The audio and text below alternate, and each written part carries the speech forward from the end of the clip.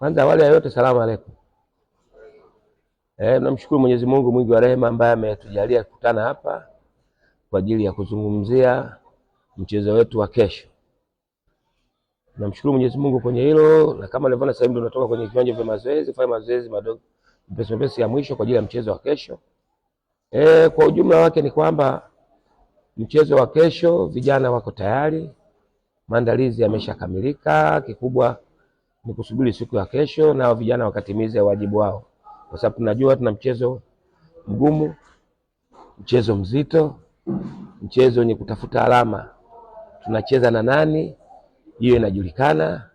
Sasa kubwa ni kwamba niwaambie tu kwamba maandalizi mazuri ya kucheza na timu nzuri yenye ushindani amekamilika na tuko tayari kesho kushindana.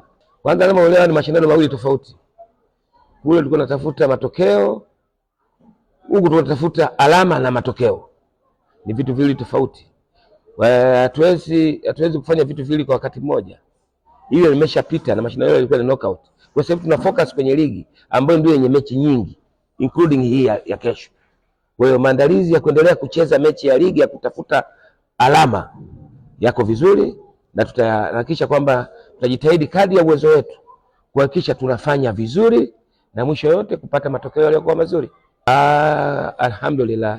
Alhamdulillah vijana mpaka sasa hivi tunafanya mazoezi leo hapa wako vizuri, lakini majeraha ni ya kawaida ambayo yakosekani kwenye mchezo wetu wa mpira, sio?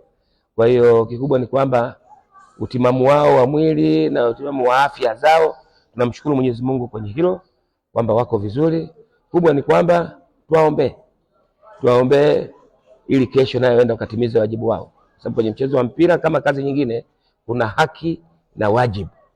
Kwa hiyo kesho wao ni haki yao kwenda kutimiza wajibu wao.